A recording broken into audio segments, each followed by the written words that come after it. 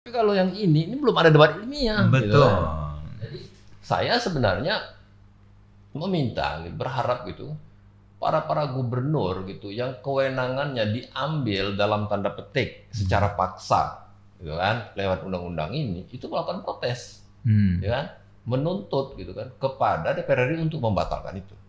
Kan? Kalau memang ini bicara soal dignity nih, ya kan? Ini bisa bicara soal harga diri sebagai gubernur. Betul. Ya, kan? Ya, Sahabat Merdeka, ketemu kembali kita di Airmul TV Bengkulu. Sahabat Merdeka, dalam kesempatan ini kita akan mendiskusikan tentang pengesahan Undang-Undang Mineral dan Batubara yang baru yang disahkan dalam suasana wabah COVID-19 dan disinyalir di seluruh Indonesia dan beberapa media nasional itu sudah mengangkat ada apa sebenarnya DPR bersama pemerintah mengejar target untuk pengesahan undang-undang minerba yang baru ini. Bersama kita di studio telah hadir Bung Ali Akbar, Ketua Kanopi, yang selalu mengkaji regulasi yang akan berdampak terhadap daerah dan khususnya kepada masyarakat. Bung Ali, bagaimana kira-kira perasaannya di wabah COVID ini? Iya, kami ini kalau di bahasanya itu yang punya keinginan berpikir dan yang punya keinginan untuk melakukan protes, ya. Jadi atas dasar pemikiran yang kita lakukan, maka kita melakukan protes. Protes kita itu biasanya kita lakukan secara langsung tuh, direct ke lapangan. COVID membuat kita tidak bisa melakukan itu. Jadi agak terganggu aktivitasnya dan nambah semangat itu agak ini ya.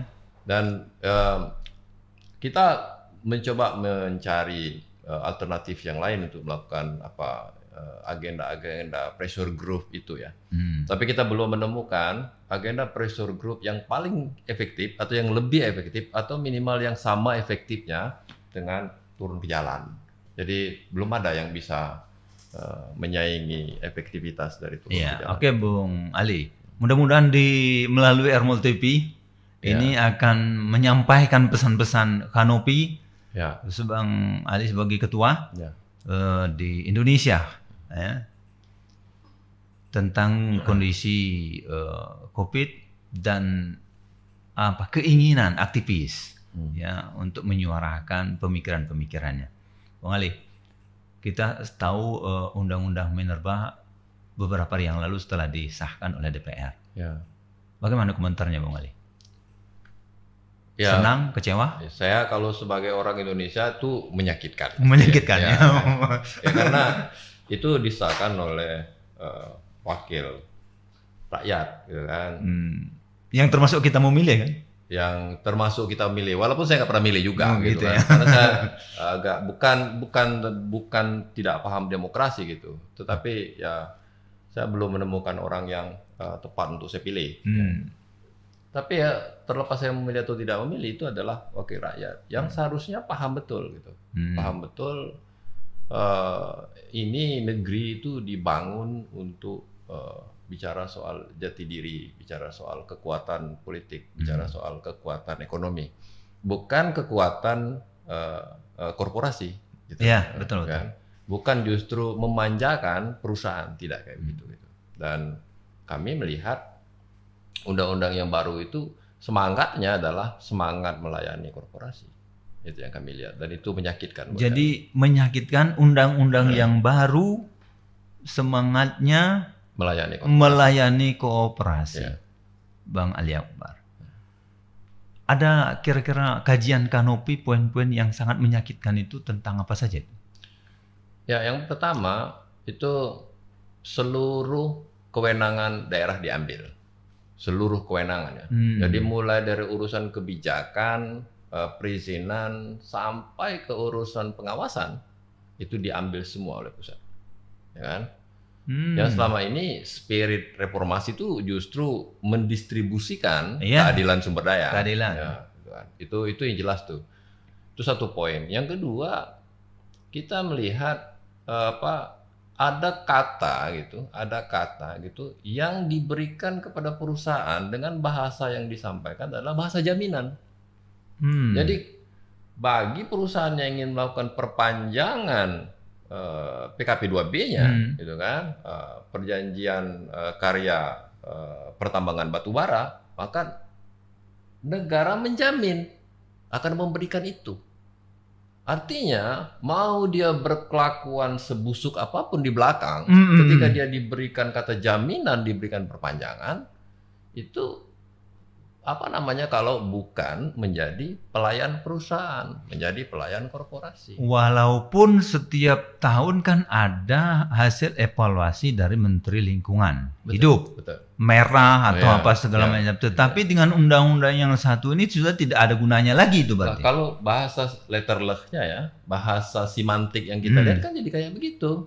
Karena ada bahasa jaminan. Bahasa jaminan itu atau bahasa garansi itu adalah perlindungan tertinggi. Iya. Ku garansi kau ada di sini itu kan perlindungan tertinggi gitu kan tuh. Dan kalau kita pindah ke Bengkulu misalnya Injatama itu udah 2 kali dapat propor hitam, nggak ada masalahnya juga gitu kan. Tapi bukan aku melepaskan, ini 2 hal yang berbeda gitu kan. Betul, ya. Sama-sama nggak ada giginya ya sebenarnya itu. Sahabat Merdeka masih bersama Ketua Kanopi, Bung Ali Akbar. Jadi undang-undang ini bukan saja mengecewakan, tapi sangat menyakitkan. Ya, dia mencederai saya secara personal, mungkin Bung Rahiman juga secara personal gitu. Karena kita yang dulu itu bagian yang ditimpukin sama batu. Betul. Ya kan, dipukulin sama rotan gitu ya. Aku nggak tahu apakah Bung Rahiman yang bikin tulisan bubarkan DPRD misalnya, itu bukan, pasti bukan Bung Rahiman. Tapi itu bagian dari kita. Itu 98 kan? Itu bagian dari kita gitu kan, dan kita ada di sana gitu. Buahnya adalah berbagi sumber daya ini, buahnya gitu kan. Bukan kekuasaan yang dibagi, tapi buah sumber daya itu yang dibagi. Iya, keinginan begitu kan. Ya kalau misalnya soal kenaikan harga BBM apa segala macam itu cuma trigger, tapi yang sangat dibenci pada saat era Soeharto adalah kekuasaan yang absolut. Dan itu yang kita nggak mau. Dan ini sudah mengarah ke sana ya. Undang-undang ini mengarah ke situ gitu kan. Ketika dia bilang kebijakan, perizinan, pengawasan, operasi itu dikendalikan oleh pusat.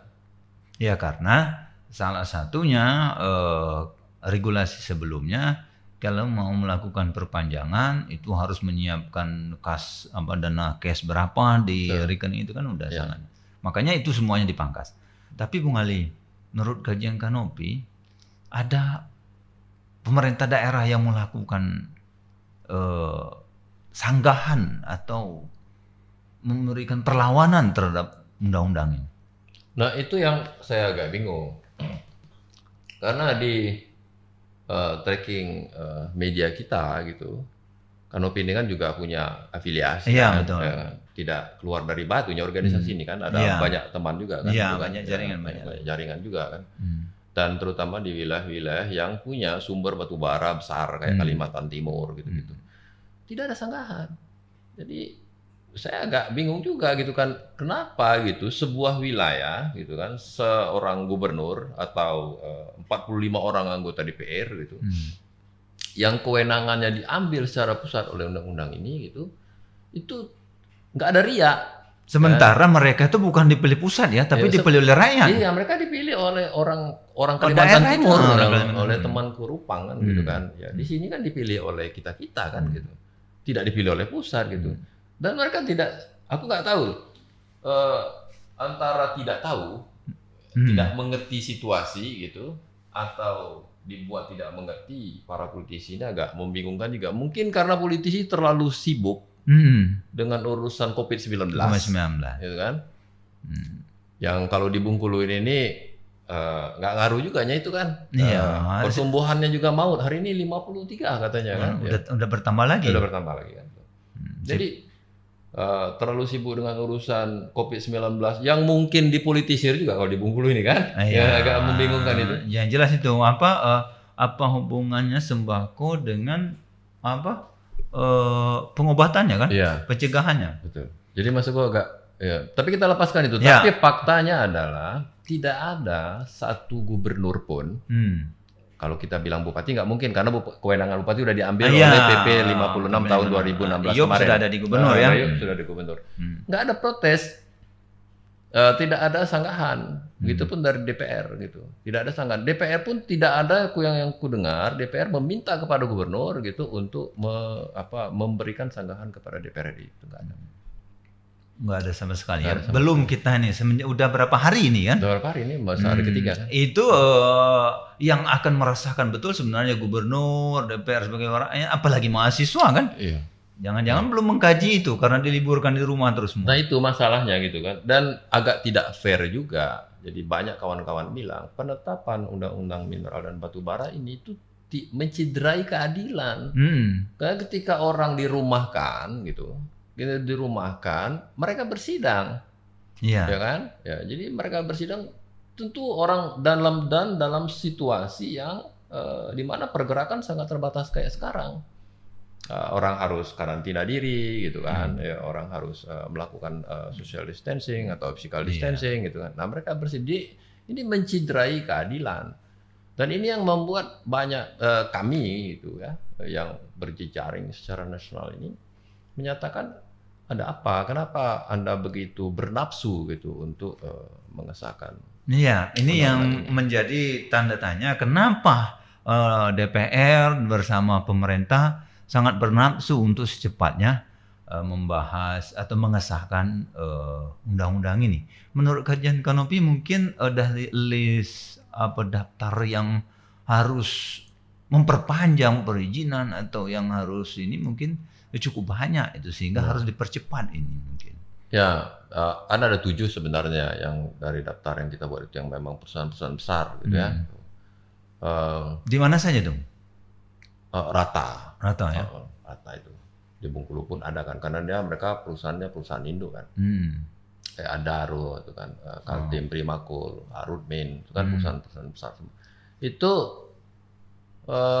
memang ada yang akan selesai di Juni kalau saya tidak salah. Tapi ada rata-rata mereka akan selesai di tahun 2021 gitu. Nah, tapi untuk urusan perpanjangan itu memang tidak selesai dalam 1-2 bulan. Betul. Ya, artinya mereka sudah berhitung tuh. Ini harus diselesaikan di periode yang sekarang gitu. Di periode yang sekarang untuk bisa digunakan di tahun 2021. Nah, mereka mikirnya itu pasti kayak gitu tuh. Tidak misalnya disahkan hari ini bulan depan baru bisa dipakai, itu nggak gitu juga kan. Karena kan tahapan regulasi Indonesia kan kita paham ya, undang-undang ada PP-nya kan begitu ya, kewenangan SDM. Bung Ali, ini sebelum kita akhiri, Bung Ali, apa kira-kira yang diinginkan oleh kawan-kawan jejaring Kanopi terhadap undang-undang terbit ini kepada pemerintah pusat, kepada gubernur dan DPR seluruh Indonesia, kira-kira apa? Ya, kemarin kan ada diskusi banyak dengan teman-teman juga gitu. Jadi DPR RI itu sukanya bilang kayak begini ya, kalau kalian nggak suka kalian JR aja. Artinya itu kan sangat tidak akomodatif. Iya, betul. Itu nggak benar juga. Misalnya kami mau sahkan kalau nggak setuju JR, bukan itu. JR itu adalah sebuah proses peradilan di mana debat ilmiahnya itu memang udah sangat kuat dan tidak ketemu jalan tengah. Itu baru bisa tuh. Tapi kalau yang ini belum ada debat ilmiah. Betul. Gitu. Jadi saya sebenarnya meminta, berharap gitu, para gubernur gitu, yang kewenangannya diambil dalam tanda petik secara paksa, gitu kan, lewat undang-undang ini, itu melakukan protes, ya kan, menuntut gitu kan kepada DPR RI untuk membatalkan itu. Kan? Kalau memang ini bicara soal dignity nih, ya kan? Ini bisa bicara soal harga diri sebagai gubernur. Betul. Ya kan? Kalau kerjaan saya diambil, saya tersinggung. Kewenangan saya diambil, saya tersinggung gitu. Saya nggak tahu juga gubernur ini kewenangannya diambil untuk menerbitkan izin lingkungan aja nggak tersinggung. Kalau mereka nggak ngerti juga, nggak paham juga saya itu kan. Tapi faktanya adalah izin lingkungan yang seharusnya diterbitkan oleh gubernur, diterbitkan oleh BKPM RI, itu gubernur pada diam juga. Oke lah yang itu, dia tidak punya nilai dignity. Tapi kalau kewenangan kayak memberikan izin terhadap sebuah eksploitasi sumber daya dan itu diambil oleh pusat tanpa sepengetahuan atau tanpa seizin gubernur, saya pikir sebagai gubernur harus tersinggung. Iya, harus tersinggung, Harus bahkan tersinggung. cabut dulu undang-undang otonomi daerah. Kan? Iya. Seharusnya begitu. Harusnya begitu. Sebagai seorang gubernur ya harus melakukan itu. Tapi ya memang ada rasa-rasa di apa? Ada yang tahu-tahu sudah keluar begitu kan? Itu yang agak anehnya undang-undang ini ya. Ya, tapi kan begini juga. Pasukan gubernur itu kan bukannya cuma sekda aja kan. Iya. Instrumen Biro hukumnya ada. kan rame tuh, lengkap kan gitu. SDM-nya Ya, ada. kan. Jadi sumber daya manusianya harusnya dengan logika kayak sekarang gitu, sak kantor gubernur Provinsi Bengkulu atau sak kantor gubernur 34 provinsi yang ada di Indonesia ini, itu ya ada yang memang kerjanya melakukan mempelototi prolegnas, itu harus ada. Iya. Ya kan? Kalau yang mereka pelototi adalah perda tentang nangkap kambing, itu kan nggak masuk akal, gitu kan? Terlalu ini ya. Terlalu remeh. Gitu. Terlalu Dan besar. untuk apa organisasi itu kan ada biro hukum, ada SDM kan untuk memperhatikan itu karena ini akan menyangkut kewenangan daerah.